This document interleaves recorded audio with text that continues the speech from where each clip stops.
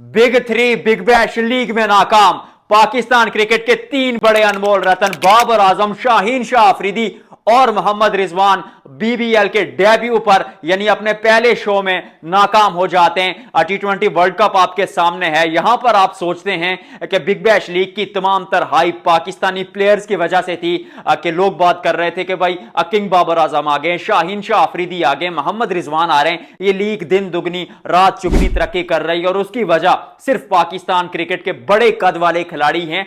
लेकिन डेब्यू पर वो फेल हो जाते और T20 वर्ल्ड कप जब आपके सामने था तो आप सोच रहे थे कि इस लीग में अगर ये खिलाड़ी परफॉर्म करते तो फिर T20 वर्ल्ड कप में जाएंगे, क्योंकि बाबर आजम की जगह 50-50 है, हैंगिंग इन बैलेंस के। आप सोचेंगे कि उनको शामिल किया जाए, एक्सपीरियंस भी है, पिछले 5-6 मैचेस में जो परफॉर्मेंस थी वो निस्बतन बेहतर हुई थी। एक 100 भी आया था वो 796 दिन के बड़े इंतजार के बाद। शाहीन शाह अफरीदी को कई लोग कप्तान बनाने का सोच रहे हैं कि T20 का कप्तान भी उन्हीं को होना चाहिए, सलमान अल आगा को आप ड्रॉप करके किसी और खिलाड़ी को शामिल कर दें, ऐसा पाकिस्तान के फैंस कह रहे हैं। और उसके साथ साथ मोहम्मद रिजवान के लिए आप कह रहे थे कि कीपर जो हैं पाकिस्तान के इस वक्त जो टीम में खेल रहे हैं वो हैं उस्मान खान। तो उस्मान खान की कारकर्दगी भी तो उतनी अच्छी नहीं है, जिस तरह की वो बल्लेबाजी करते उतनी तो रिजवान भी कर लेते, तो फिर रिजवान को भी लेके आए। और इस सारे मुद्दे पर आपका कोच बोला था माइक हैसन कि बिग बैश लीग में खिलाड़ियों के पास मौका है, खुद को प्रूव करें, परफॉर्म करें, टीम में आ जाएंगे। वन बाय वन आगाज करते हैं।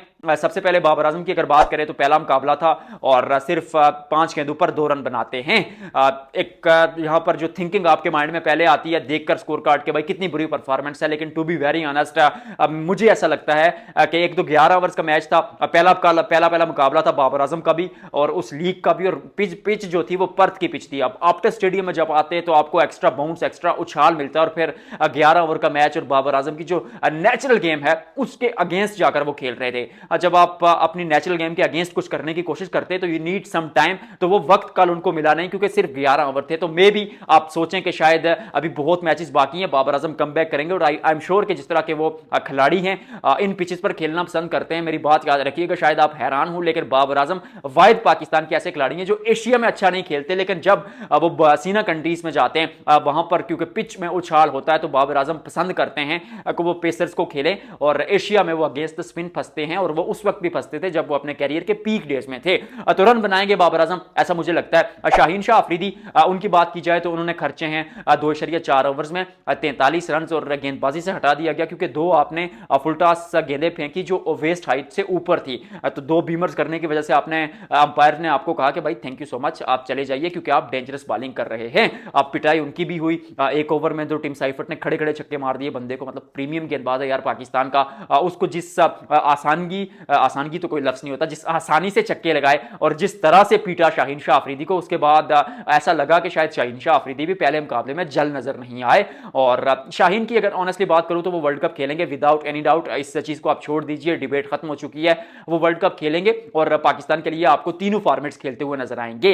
लेकिन पिछले 5-6 मैचेस में उनकी कारकर्दगी देखे तो वो भी ठीक ठाक है। पिछले 10 मैचेस में भी बंदे ने परफॉर्म किया T20 क्रिकेट में। एशिया कप में भी अच्छी गेंदबाजी कर रहे थे, ओडीआई में हैंगिंग इन बैलेंस 50-50, लेकिन शाहीन खेल जाएंगे। असल मुद्दा मोहम्मद रिजवान का है क्योंकि मोहम्मद रिजवान के लिए उनके पास मौका था कि ओडीआई में आपने एक 50 बनाया, यहां पर अगर आप खुद को प्रूव कर देते तो उस्मान खान को ड्रॉप करके शायद आपको टीम में शामिल कर दिया जाएगा। लेकिन आपके कोच को लगता है कि उस्मान खान स्पिन को अच्छा खेलते हैं और पाकिस्तान T20 वर्ल्ड कप में अपने मैचेस श्रीलंका में खेल रहा है जहां पर अमूमन गेंद पड़ने के बाद नीचे रहता है, स्पिन कंडीशंस होगी तो वहां पर उस्मान खान के साथ जाया जाए। अब उस कोच की थ्योरी को, उस थिंकिंग को हराने के लिए रिजवान को यहां पर परफॉर्म करना था और कुछ अलग करना था। पहले मुकाबले में नहीं कर पाए। I know it's too early, पहला मैच था, थोड़े हाथ पांव फूले होते हैं, पेट में तितलियां होती हैं, उनको बैठाना पड़ता है। उम्मीद है कि खिलाड़ी अगले आने वाले मैचेस में रन बनाएंगे, लेकिन बहुत हवा थी यार। अब ऊंची दुकान फीका पकवान वाला हिसाब हो गया क्योंकि बातें तो बहुत हुई, लोगों ने कहा रिजवान, शाहीन, बाबर आएंगे, बिग बैश लीग पहले कोई देखता नहीं था, उस पर कोई शो नहीं करता था,